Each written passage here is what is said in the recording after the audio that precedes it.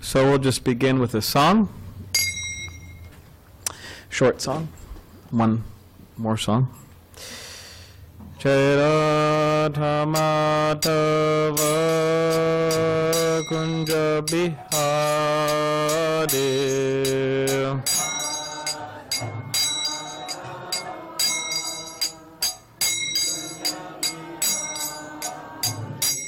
Chaira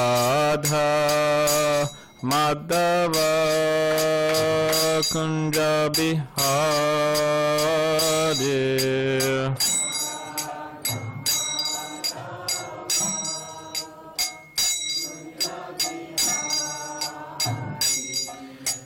Gopi Janavalapa Girivardhari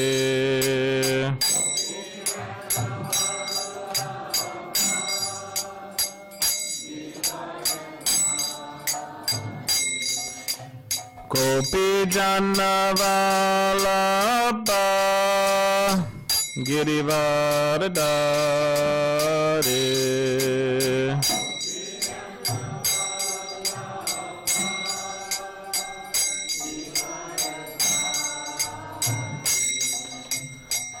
Yashodanandana Brajana Ranjana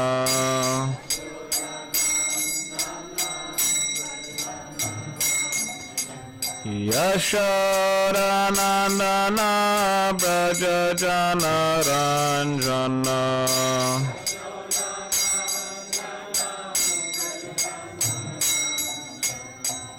Yamuna Tira Vanachari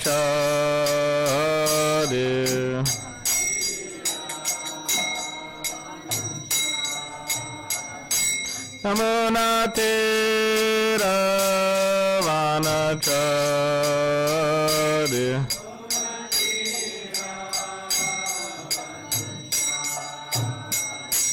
Jai Radha Madhava Kunja Bihari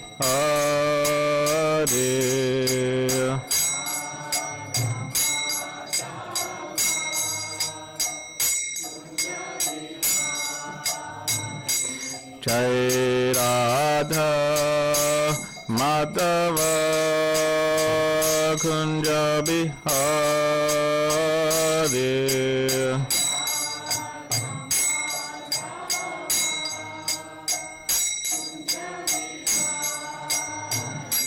Jai Radha Madhava Kunja Bihari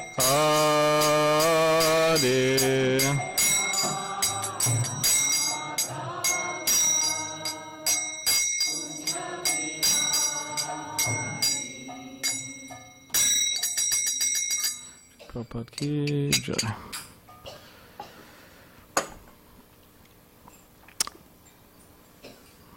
Jamal, do you think you'd get me some water, please? I think the cup's on the top of the refrigerator back there. So, good evening, everyone. Hare Krishna. This evening, I thought we could read from Bhagavad Gita, as it is, translation and commentary by His Divine Grace, A.C. Bhaktivedanta Swami Prabhupada, founder, Acharya of the Hare Krishna movement. And we could read from, we'll read from chapter 2, entitled Contents of the Gita Summarized, and text 40.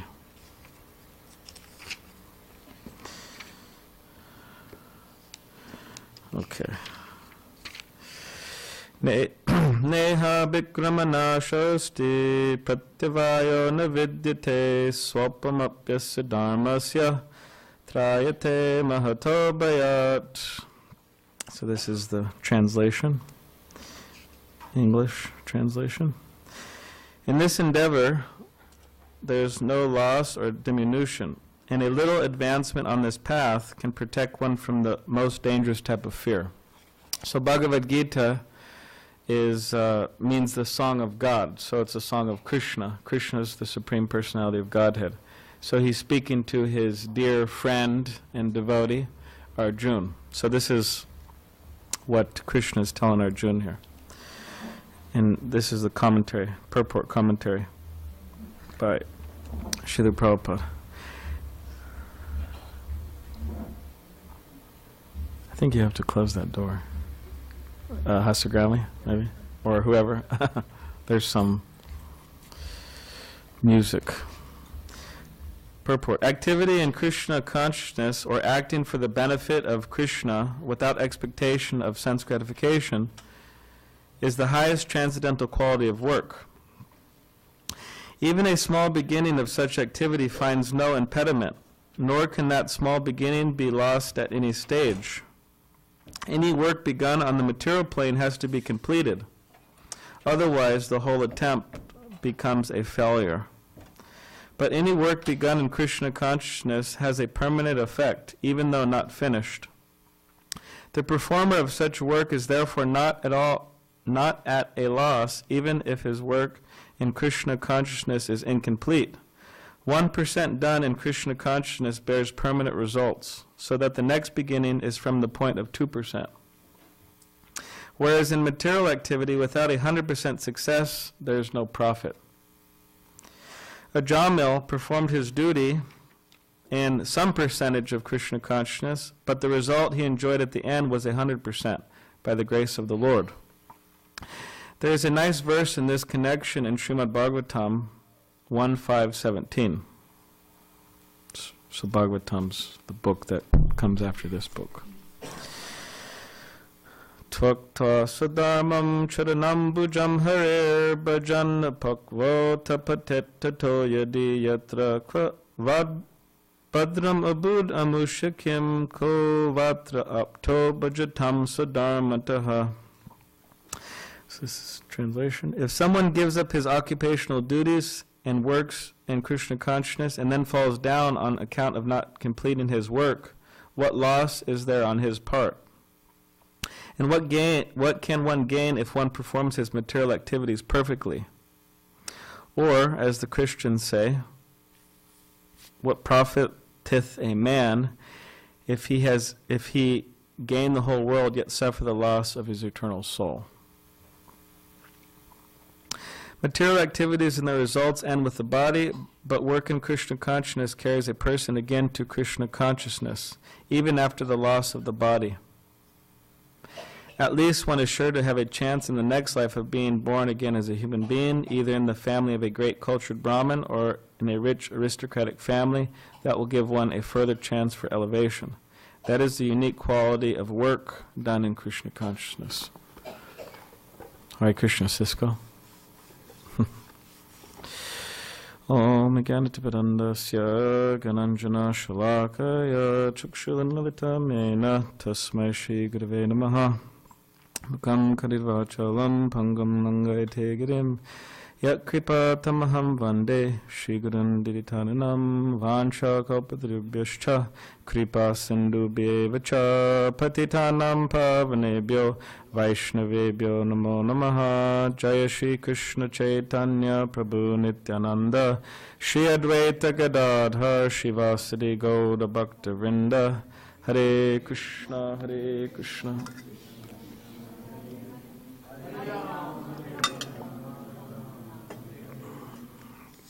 So I'll read the translation again.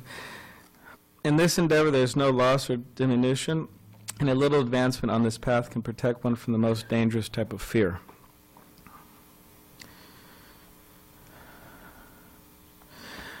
So within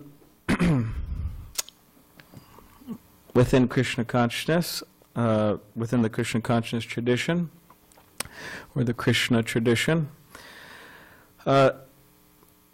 according to the Bhagavad Gita and other authoritative books, it explains that, the books explain that the most important thing within a person's life is their loving relationships. And it's referring to their loving relationships with other persons, and ultimately their loving relationship with the Supreme Person, Krishna. So Krishna, the name Krishna means one who's all attractive. So it's another name for God. And practically speaking, everybody knows this. Intrinsically, everybody knows this, that life is all about loving relationships. Everybody knows that.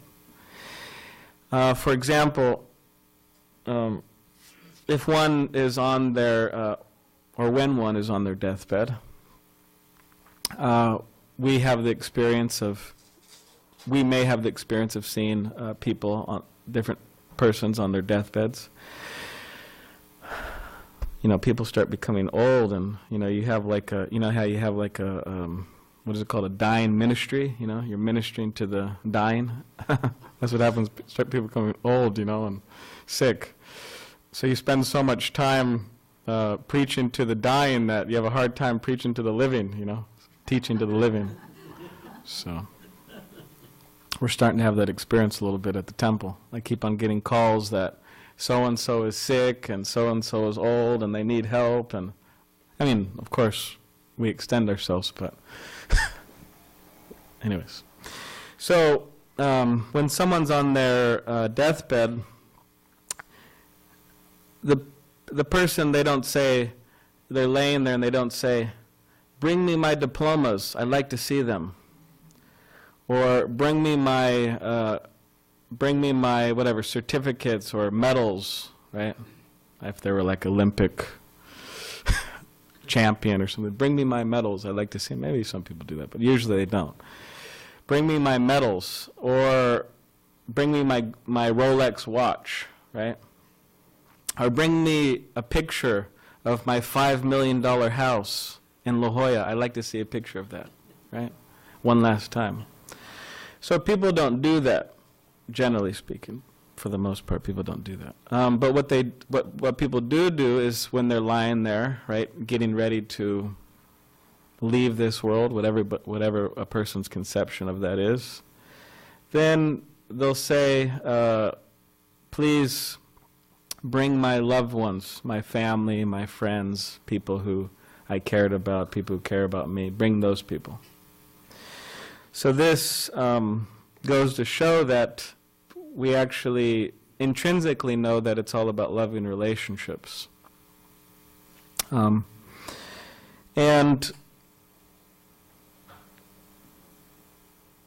one reason, or one way to show, you could say, our affection for somebody, our care for someone, is how much time we give to that person. That's a confirmation. He just sneezed. For example, my friend, they did an exercise at his work, not a physical exercise, a mental exercise. You have to do both, mental and physical, to be healthy. So they did an exercise at his work, and the exercise was that they got everybody get a piece of paper, and then you have a left column, and then you have a right column. So on the left column, you write down all the things that are important in your life, or all your priorities. So what do you think people wrote? Anyone want to take a guess? It's easy. Family, yes, that's one, of course. Family. What do you think, Christian? Water in the garden? Okay. All right. Yes, for gardeners, that's very important. Like Bhaktivatsal, that's very important. He waters the garden. Our dear friend Bhaktivatsal, anyways.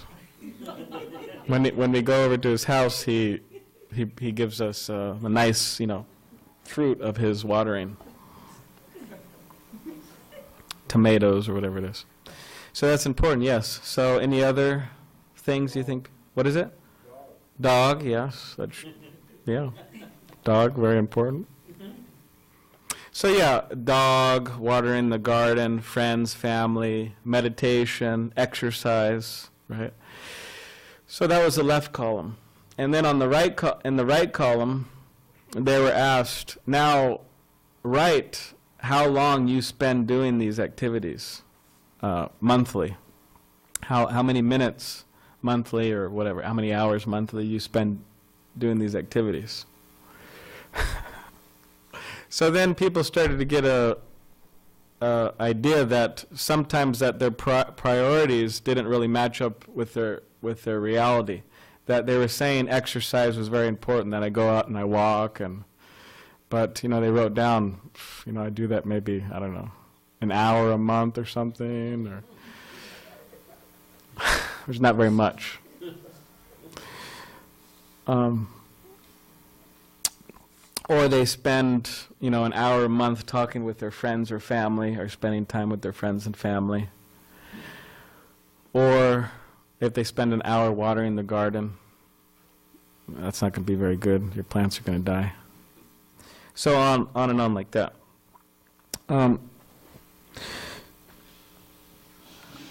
So yeah, the real, you could say, proof that we actually care about something or someone is that we extend ourselves and spend time with that person or in that particular activity. So this is you could say this is very easy for people to understand, this point, these points that I'm making right now. So people have that yes, it's all about loving relationships, and therefore I need to connect with people, right? And then when it comes to connecting with God or connecting with Krishna, the Supreme Person, then that may present a difficulty. Why? Because I could see my dear friend Hasyagrami here, and we could talk and whatever. Whoever it is, we could go take a walk, or we could go to India together, or whatever it may be. So we have practical experience how we could spend time with people.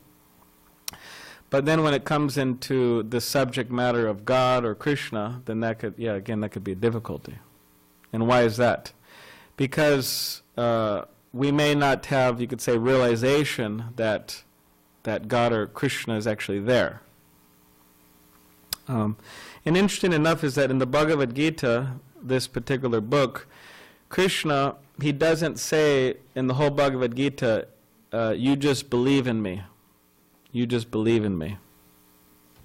Because you could say that this is a problem for some people who consider themselves to be philosophers or thinkers, that, hey, where's the proof? The book is saying to believe, but so what? There's so many books that are saying to believe. There's so many atheists writing books. They're also saying, hey, believe in my book. Like, what was the fellow's name?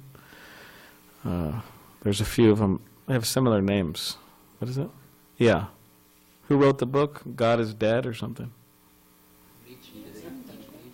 You know what Nietzsche said about? He said, I'll never believe in a God unless he dances. He was a German philosopher. So interesting enough is that Krishna, the conception of Krishna as God, he actually dances. Anyways, I guess Nietzsche didn't know about Krishna. Maybe it isn't. So whether it's a philosopher in the past who writes books how God doesn't exist or is dead, or a present thinker, right, atheistic thinker, they write books how God doesn't exist. Within their books, they're propagating a particular idea, and more or less they're saying you should believe this. So the basis, so what is the basis upon which we should believe in something, right? What is the basis? And practically speaking, we believe in things based on our experience. That's a large percentage of why we believe in a particular thing. For example, you may come to the local Harekrishna temple, which everybody is at right now, by the way.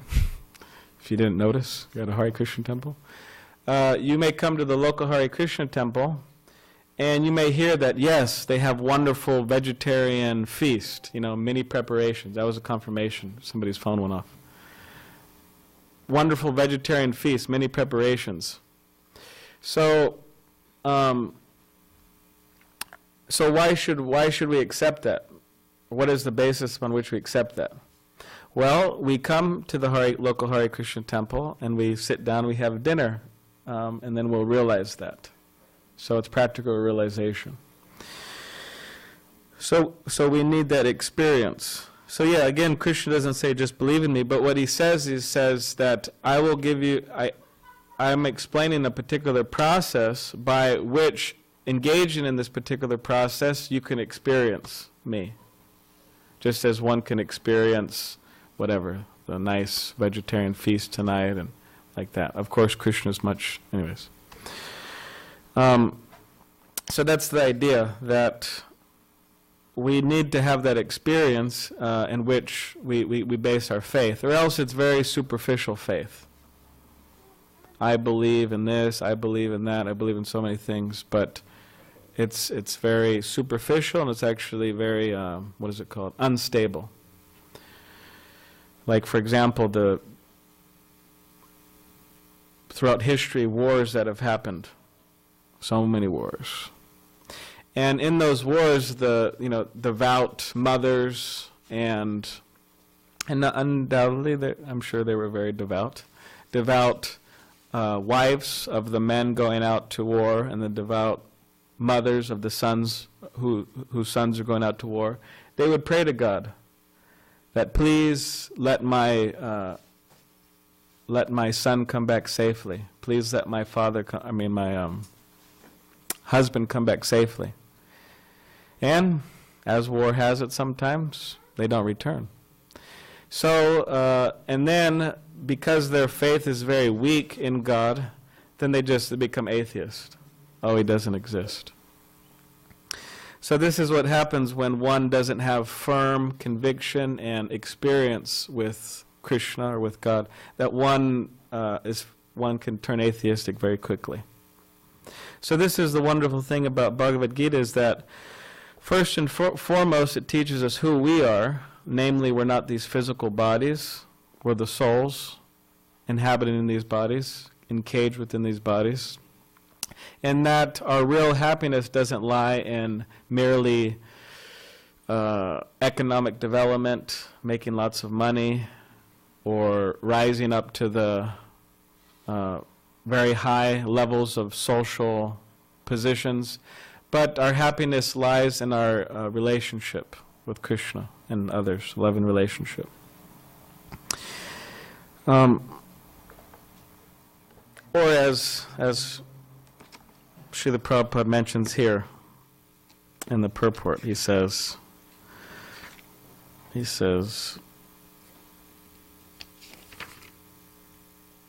or as the Christians say, what profiteth a man if he gain the whole world, yet suffer the loss of his eternal soul? So yes, there's no problem with making lots of money or rising up to high social positions, whatever it is. But the problem is that when we neglect our very own selves in pursuit of the temporary phantasmagoria of this material world, that's the problem. So yes, this is the aim of the Bhagavad Gita, that whoever we are, whatever our particular our state of consciousness is, like Bhagavad Gita, it's not, the Bhagavad Gita, I like to say sometimes, the Bhagavad Gita is not for Hindus, because sometimes people think, oh, that's a Hindu book. I grew up in SanDiego. Some people may say, oh, I converted to Hindu, but the point is, the Bhagavad Gita is not for Hindus, whether someone says they're Hindu or not, but the Bhagavad Gita is for humans. It means knowledge is for humans, whatever book it comes from. So yeah, this is the wonderful thing about Bhagavad Gita that's been studied for thousands of years, that it teaches us who we are, who is the Supreme Person, and ultimately how to develop our loving relationship. And that's based on chanting and hearing about Krishna. In other words, absorbing our minds in the person we're trying to love. So we do that by remembering their name and qualities and image, like that. So therefore we're chanting Hare Krishna, the names of Krishna. So So I'll stop there. Does anyone have any questions or comments about anything? Don't be shy. Oh, Krishnamurti. Hare Krishna. Welcome back. I'm very surprised to see you. You came because you heard I'm giving class, huh? Okay. All the way, he spent the last few months in India. 6 months. And I was not at all expecting to see him on this night. So it's a very wonderful occasion. I thought maybe you were coming, I'm sorry, I don't mean to embarrass people, but I thought maybe you were coming for Ramapati Prabhu's birthday, because it's also his birthday today. So, anyways, we're happy to see you.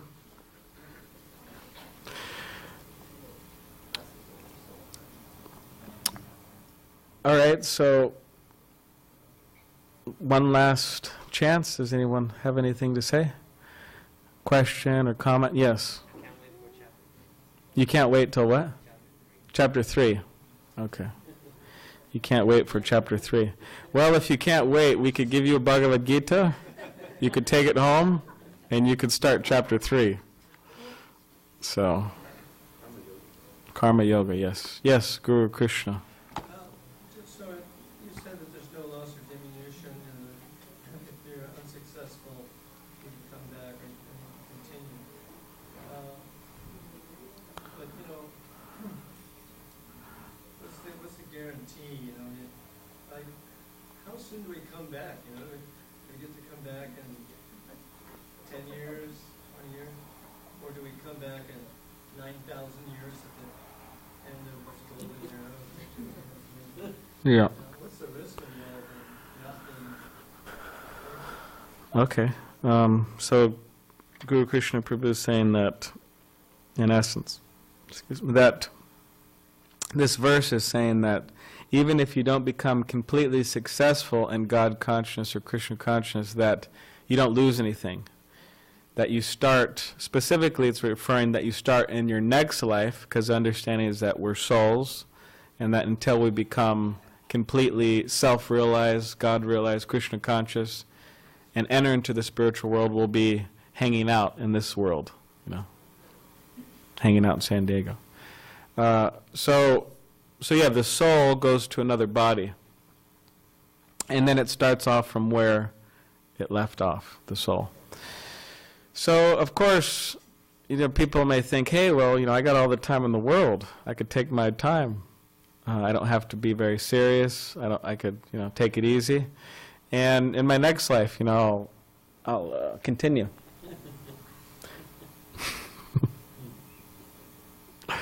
So, but Srila Prabhupada, our spiritual teacher,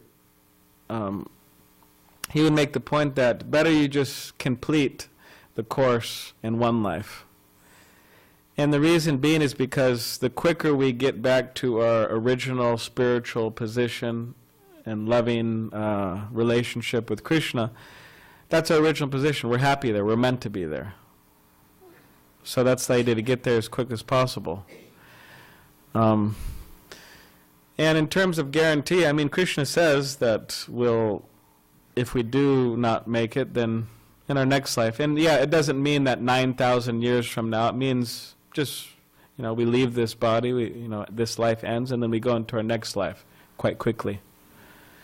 So, but the point is we should try to make as much advancement as possible in spiritual life. Yeah. Yes, Jamal. Do you think you could briefly touch on Krishna's 3 features and why the following one is more perfect than the previous one? Why Oh, okay.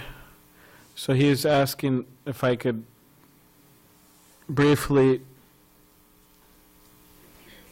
comment on the idea of Krishna, or God, Krishna, and his 3 features. So there's a verse from the Bhagavatam. Let's go. From 8, huh? the Bhagavan iti shabhyate, yeah. That Krishna is, so all of us are here, right? We all have physical bodies. And in the body is us, the soul. So the soul's there. And then right next to the soul is the super soul, or Krishna. So there's Krishna and then there's us. So we're very close companions, you could see. So there's one aspect of the absolute truth. One aspect is that Krishna in the hearts of all living entities. And then the next, and Krishna's business in our heart is that, we all have particular desires, and Krishna wants us to, have that loving relationship with him. But if we want to forget, then Krishna, he actually facilitates us forgetting. He sanctions us, whatever we're doing. So then the next aspect is the Brahman aspect, or the impersonal effulgence. So many people in India, and people who read books from India, they sometimes think that this is the end goal. That we as souls, we merge into this light. It's like God light, you could say. It's the light emanating from Krishna's body. So people want to do that, and therefore they're called impersonalist, because they want to merge into the impersonal effulgence. So, but this effulgence is just the light coming from Krishna's body. So, and then there's Krishna, the person, the original transcendental supreme person. So Krishna means he's, there's pictures of Krishna all throughout the room, like in this very far left corner, there's a nice picture of Krishna. There's a picture of Krishna in the very back corner right here. He's the one standing, talking to his friend Arjuna. There's so many pictures of Krishna. So Krishna as a person means he has a form. He's not formless. He has eyes, he could see, he could smell, he could taste, he could hear, right? He has a form. And even an interesting point about that is that he's the original person, the most ancient person, but he doesn't look like he's over 16. So those of us who are older, we could appreciate that, Don't look over 16. So Krishna doesn't look over 16. So very beautiful. And he has activities and a life. God also has a life. Krishna has a life. It's not that just we have our life. Krishna also has a life. Where there's just a big, constant, transcendental celebration with all of his friends and associates and like that. Different relationships you could have with Krishna. So it's the highest because after all, as I was describing, love specifically means activity. It means you have to do something. Like if I say, or if somebody says, a husband says to his wife, "Oh, I love you so much, and you are so wonderful, and you are I don't know if this is the right analogy. You are the apple of my eye," or I don't know. "I'll do anything for you. I'll travel oceans and mountains for you. Anything." So then, but he spends his whole day and night just sitting on the couch, eating a bag of hot Cheetos. Those hot Cheetos? Make your hands all red. And he just sits there all day. He just eats and just nothing. He doesn't make any money, doesn't give her any flowers, doesn't get nothing. So that's not called love, that's called something else. So activity, we have to do activity. So with a light, there's no activity. You're just light. It's just a light. You can't reciprocate with a light. Impersonal light. You can't do it. So you have to reciprocate with a person. So that's Krishna. All right, so the time has been, I've what is it called? Exhausted my time. So now we will move on. Usually we go a little longer, but now we'll have a presentation here. So, are you ready? Okay.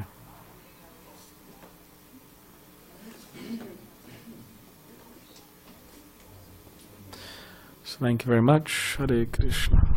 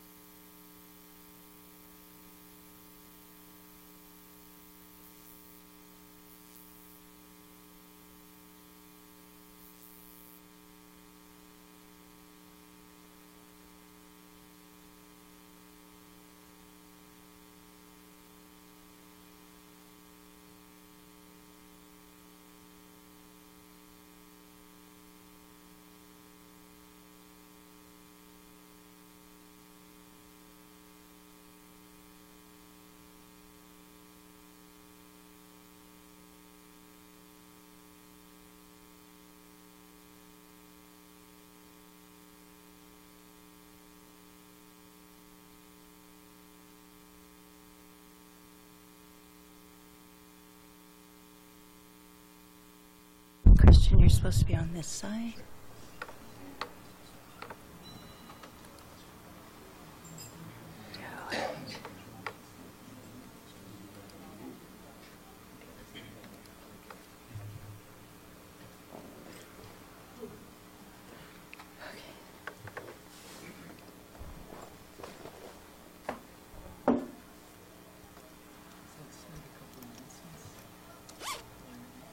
What?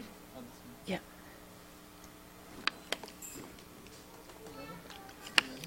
Yes. Wait, no.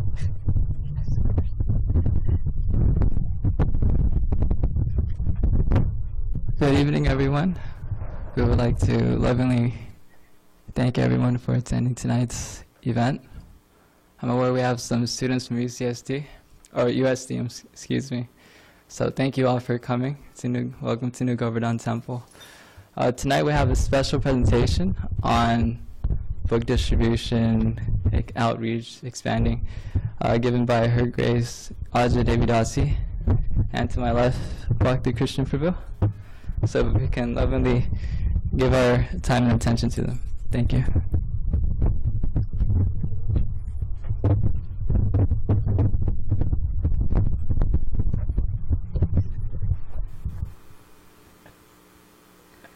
Hare Krishna, everybody. I'm Aja, and Bhakti Christian and I are here today to present the monthly Sankirtan Festival.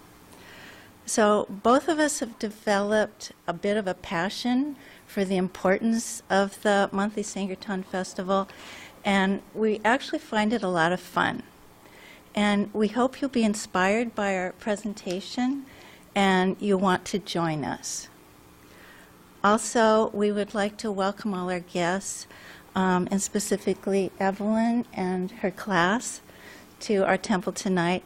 And we hope that you too will find relevance in what we are presenting today.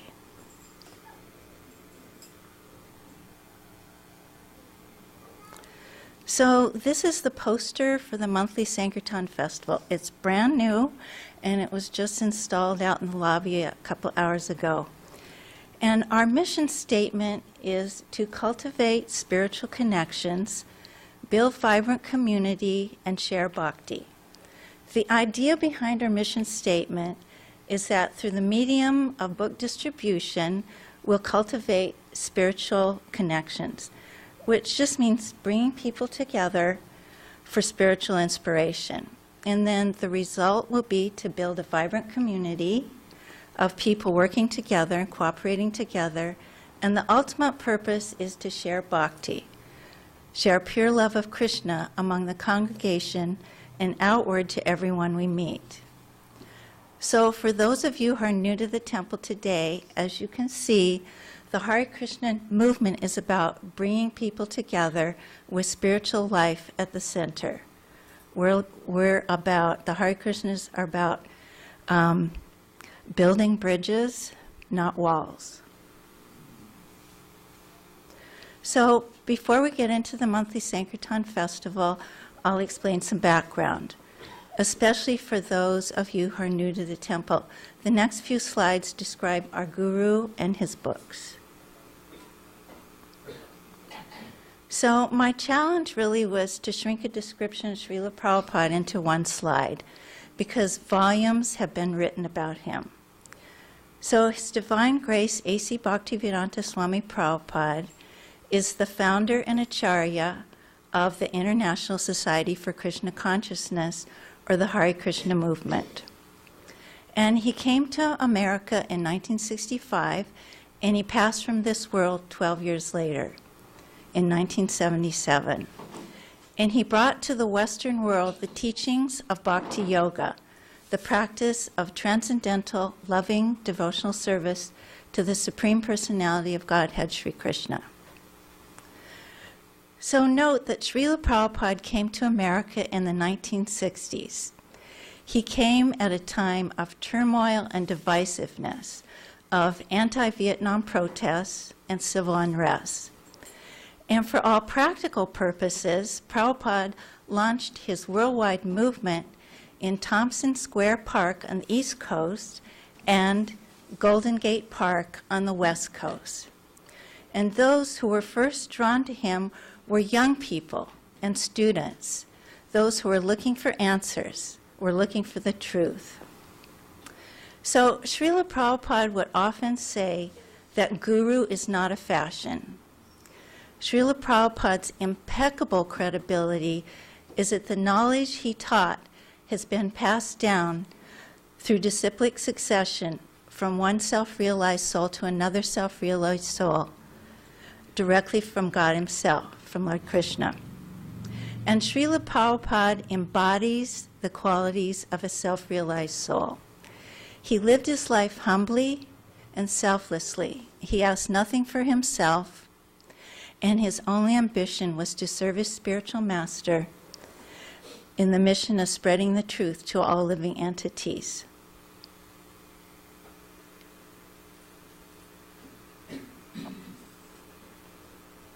So Srila Prabhupada is credited with writing and publishing an extraordinary amount of books in a very short time.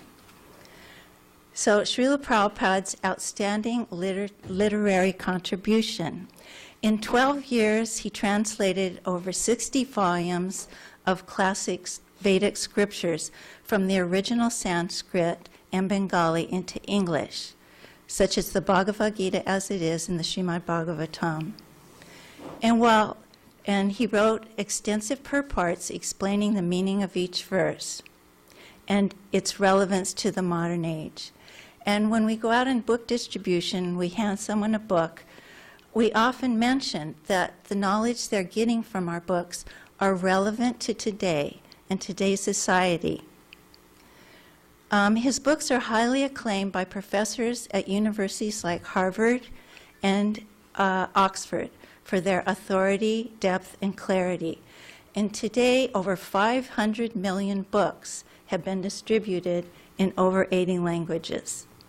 And Prabhupada established the Bhaktivedanta Book Trust in 1972 to publish his works. But in addition, Prabhupada established 108 temples and communities on 6 continents. Today, there are over 800 temples, farm communities, schools, and colleges. Srila Prabhupada would spend the day preaching, and he would often travel for his preaching. And then he would rise at 1:30 in the morning, and he would translate his books for 2 to 3 hours. And then he would engage in his morning meditation. Even up to the day of his passing, he was writing purports to the 10th canto of the Srimad Bhagavatam. And Srila Prabhupada most definitely lives forever in his books, because the essence of his teachings can be understood by his words and reading his books. He reminded his devotees before his passing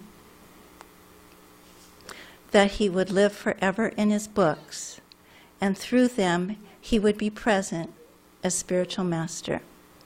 Prabhupada is a true well-wisher and friend of all living beings. And that's a photo of Prabhupada's lotus feet. So even with this short description of Srila Prabhupada, you can see what an amazing impact he had on the world. He came to us alone and practically penniless, and yet he has given us everything. Most importantly, he has given us his love. And to those who have taken shelter of Srila Prabhupada's lotus feet, he is our eternal spiritual master. Yet he humbly makes a request of us. Prabhupada says, "So kindly help me, this is my request. Print as many books in as many languages and distribute throughout the whole world. Then this Krishna consciousness movement will automatically increase." So just think about that. Srila Prabhupada is a spiritual master of the universe, and he's asking us to kindly help him. So I think there's really only one thing left for us, and that is to say, how can we refuse? How can we refuse Srila Prabhupada? So the monthly Sankirtan Festival, excuse me, what is it?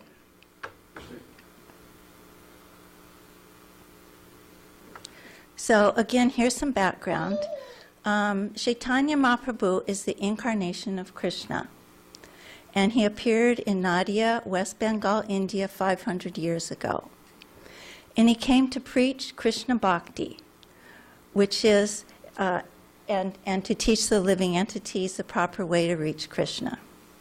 And the proper way to reach Krishna is through chanting the holy names of God. And he inaugurated the congregational chanting of the holy names of the Lord, called Harinam Sankirtan, accompanied by musical instruments and dancing. And for those of you who are new, the way that most people have seen the devotees is out in the streets, chanting, dancing, and singing. But this is not new. This comes from Lord Chaitanya.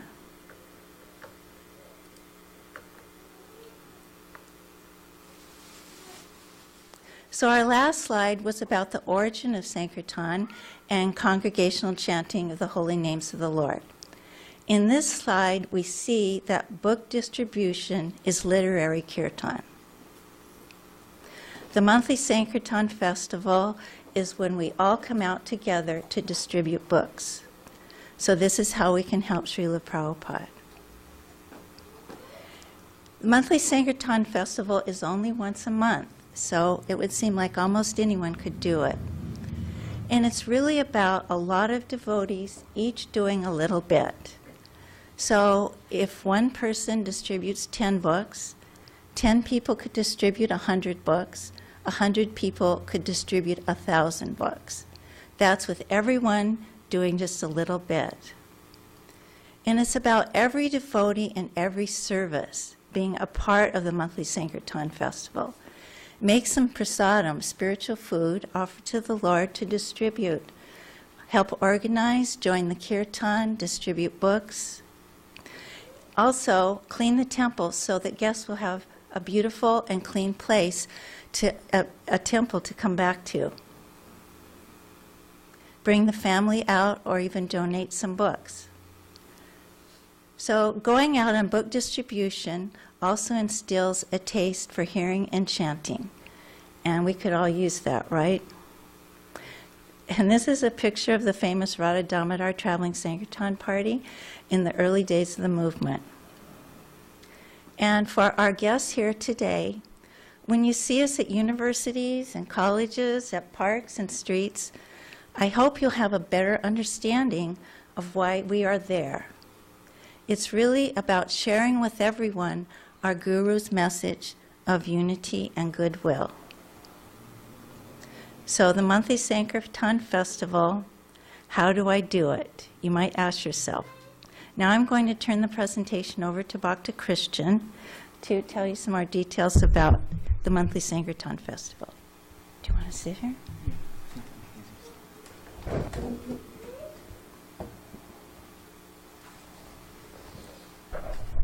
Hare Krishna. So I'm going to be talking a little bit about how to do it.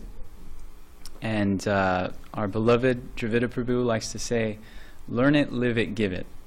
And so what we're learning is to chant Hare Krishna, and what we are giving is to chant Hare Krishna. Gracias.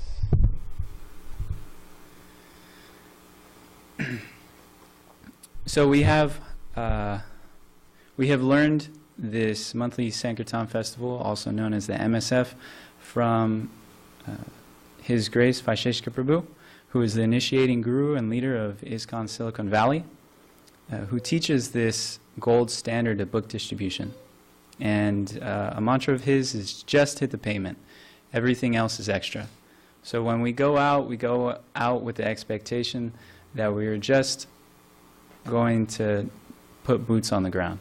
We're not going out to make certain numbers. We're not going out to bring in a particular amount of money. That comes on its own. We're just going out to for self-purification, because when we do this, we get many realizations, and we become strong in our own faith from what people ask us, from what we think.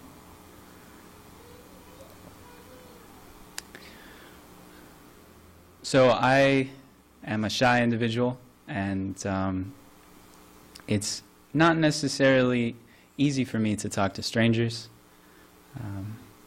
but I know that I'm not alone in this. And so we have had so many great devotees around the world put together very tried and true methods of distributing Bhagavad Gitas and books derived from the Bhagavad Gita.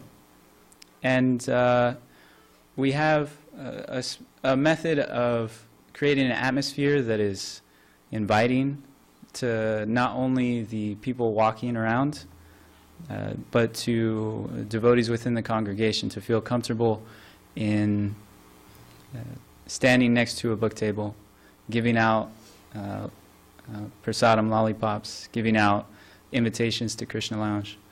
So there are a host of different things that one can do if they are shy like myself. In this MSF, we would provide training.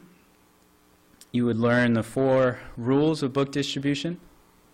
You would learn a script of what Vaisheshika Prabhu says is a guarantee that you would distribute a Bhagavad Gita to somebody. You would be provided with the tools, including eye-catching display of books. If you have seen pictures of us out in Balboa Park, in Ocean Beach, at all the schools, we usually set up a nice little table with an array of different books, usually with Krishna on the front, that really draw people in. So it's a very nice tool to distribute. And then we have support. And to fan the spark means when you see the spark of enthusiasm for book distribution, we encourage it. So that is our primary objective, is to make sure that there is encouragement within the team. And if you come out and join us, we will encourage you in any service, any little thing that you can do to help provide. And that goes to say, if coming out is not necessarily the easiest thing for you, we definitely accept your prayers and your encouragement. So if you see us, please continue to encourage us as you have done. That leads me to finding time. Finding time can be difficult, but there is no pressure. As Mother Aja said, it's once a month, and every little bit counts. You can come out for as little as 12 hours or as much as an hour. So there are transcendental benefits to this monthly Sankirtan festival, and here we have a verse from the Bhagavad Gita, chapter 2, text 70. A person who is not disturbed by the incessant flow of desires that enter like rivers into the ocean, which is ever being filled, but which is always still, can alone achieve peace, and not the man who strives to satisfy such desires. This Sankirtan movement instills this peace so we can distribute books, as we can see here in these pictures, and be free from our anxieties over mundane problems, which we do all ultimately face.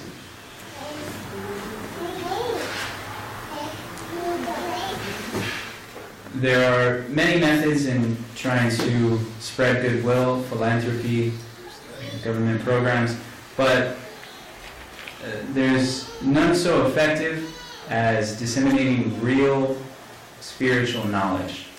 There are so many different subject matters that one can think of: economics, medicinal, just to name a few.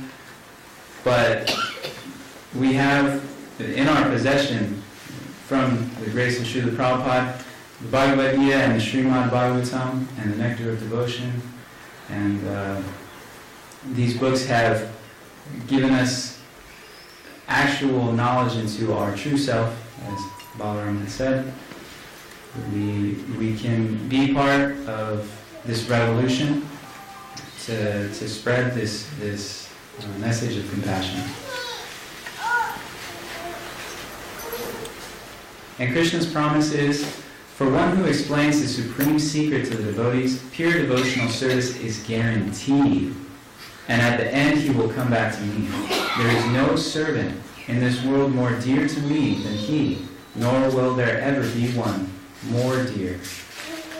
So this is a very motivating statement in that we can try our best. And it's pretty clear from Lord Sri Krishna that he will facilitate this distribution of Srila Prabhupada's books, distribution of becoming people's friends and being able to talk to them on a very real topic, God consciousness. And so our quest is to become instruments by Lord Chaitanya and be able to propagate this message of love to everyone. So I'm going to pass it back to Aja, and she will close us off.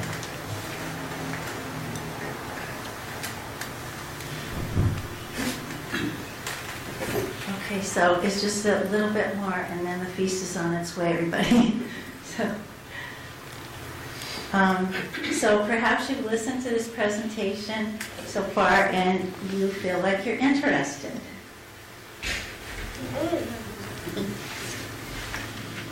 So the monthly Sankirtan Festival logistics are really simple. We meet at the Temple Krishna Lounge. And at the lounge we have a little kirtan and we read books. Currently we're reading Vaisheshika's Our Family Business because it's about book distribution. And we do some training. Sometimes we also have guest speakers who come who are really pros at book distribution, and they give us some really great tips.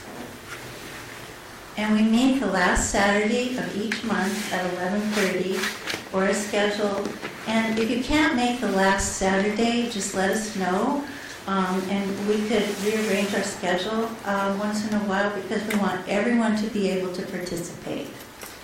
And look for updates in the temple newsletter. So if you're interested in being on our email list, there's a table out front, and we're going to be there, and you can give us your contact information. And we can send you a notification about an upcoming festival.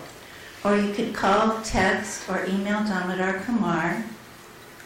And for the newcomers to the temple, we have a lovely program Thursday evening at 7:30 in the Krishna Lounge, where we have chanting, feasting, and sharing bhakti. So the monthly Sankirtan Festival is a perfect way to cultivate relationships. It's about more than just book distribution. We read together, we engage in chanting, we honor prasadam, and we help each other to improve our book distribution techniques and experiences by sharing with each other. So many interested people stop by our table, and they chat, look at our books, or they join in the congregational chanting. So it's something really easy to do. So you've probably recognized some of the people in this slideshow from the last monthly Sankirtan Festival. So why not have fun with the Supreme Enjoyer? There's truly no happiness separate from Krishna. Everything else is temporary, it comes and it goes. But the monthly Sankirtan Festival gives you the opportunity to have fun together with Krishna at the center. And these are devotees that were in our last Kids Sankirtan Festival. So this is a quote from His Grace Vaisheshika Prabhu. He says, "Pray and pray hard." So why would we pray and pray hard? We pray for the desire and the courage to engage in the Sankirtan movement. So Krishnadas Kaviraj Goswami in the Sri Chaitanya Charitamrita glorifies the virtues of Lord Nityananda's mercy. Who in this world but Nityananda could show his mercy to such an abominable person as me?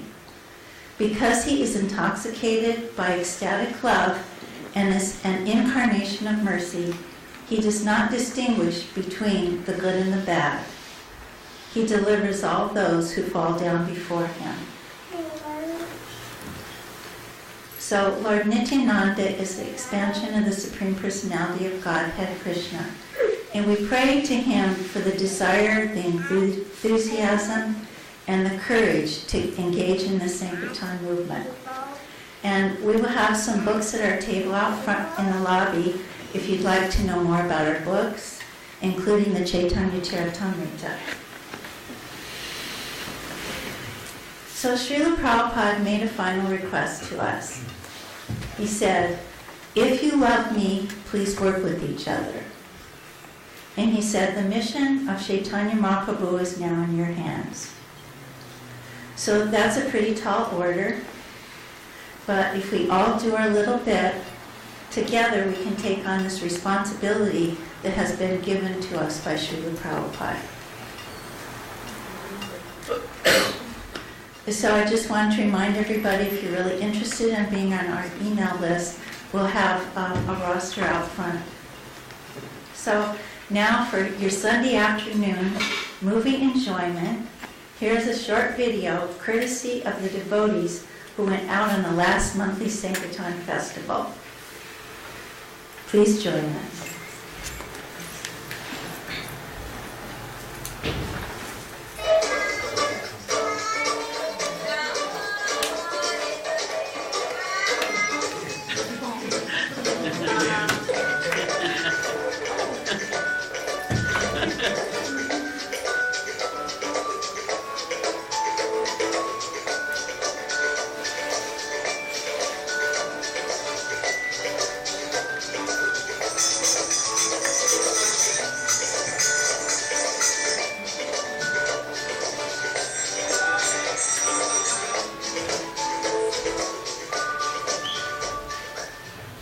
Okay, so that's the end, and I just want to thank you all sincerely for listening to our presentation.